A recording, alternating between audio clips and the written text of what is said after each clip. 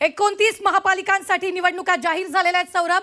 15 जानेवारीला मतदान होणार आहे आणि 16 जानेवारीला निकाल जाहीर होणार आहे. 2 ते 3 वर्षांपासून या निवडणूक कार्यक्रमाची प्रतीक्षा केली जात होती.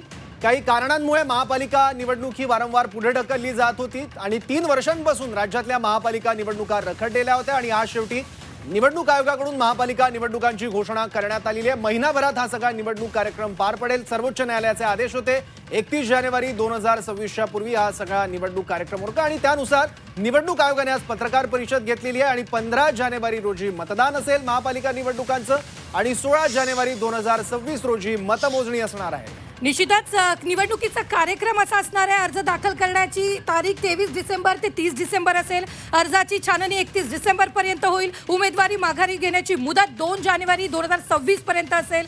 निवडणूक चिन्ह वाटप आणि अंतिम यादी 3 जानेवारी 2026 पर्यंत असेल. मतदान 15 जानेवारीला होईल आणि मतमोजणी 16 जानेवारीला होणार आहे. तर याच संदर्भात वेगवेगळ्या जिल्ह्यातून आपले प्रतिनिधी आपल्या सोबत जोडले गेलेले आहेत. वेगवेगळे प्रतिनिधी आपण पाहूया.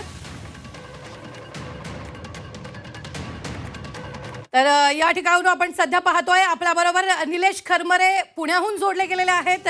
विशाल करोळे छत्रपती संभाजीनगरमधून जोडले गेलेले आहेत. योगेश खरे नाशिकमधून जोडले गेलेले आहेत. अमर काणे नागपूरमधून आपल्या बरोबर जोडले गेलेले आहेत. प्रताप देखील कोल्हापुरातून आपल्या बरोबर जोडले गेलेले आहेत. त्यांच्याशी आपण संवाद साधणार थेट जाऊयात. छत्रपती संभाजीनगरमध्ये विशाल आपल्या सोबत आहेत. विशाल, 15 जानेवारीला मतदान होणार आहे, 16 जानेवारीला निकाल लागणार आहे.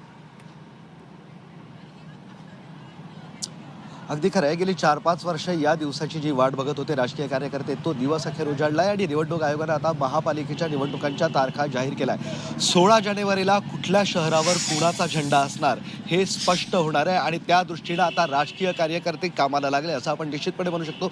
खरं तर या निवडणुका बऱ्याच अंगानं वेगळ्या आहे असं आपल्याला म्हणता येईल. त्यात सर्वात महत्त्वाचं म्हणजे शिवसेनेचं विभाजन झालं आहे, राष्ट्रवादी काँग्रेसचं विभाजन झालं आहे आणि या सगळ्या काळामध्ये भाजपनं ठिकठिकाणी स्वतःचं बळसुद्धा वाढवलं आहे.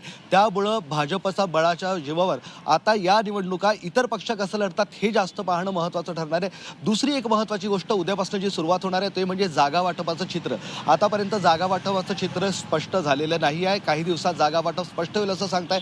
मात्र आत्ताच मुख्यमंत्री म्हणालेत की काही ठिकाणी आम्ही मित्रपक्षांसोबत आमनेसामने येऊ शकतो, काही ठिकाणी शक्यतो आम्ही सोबतही जाऊ शकतो. म्हणजे अजूनही महायुतीत लढणार असं सांगत असलं तरी महायुतीतच ही लढणार हे चित्र स्पष्ट नाही. काही ठिकाणी एकमेकांचे विरोधकही असतील.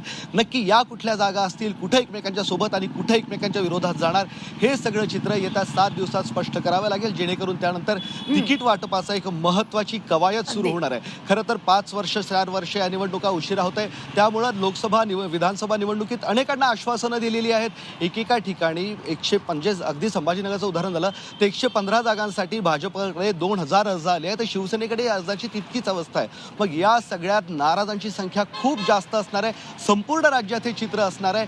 या नाराजांची मनधरणी कसं करायचं हे एक राजकीय पक्षांपुढे मोठं आव्हान असणार आहे आणि या सगळ्या कवायतीला आता उद्यापासनं सुरुवात झाली असं आपण निश्चितपणे म्हणू शकतो. रुबीना, ठीक आहे. यानंतर आता पुण्यात जाऊयात. पुण्यातून आपले प्रतिनिधी निलेश आपल्या सोबत आहेत.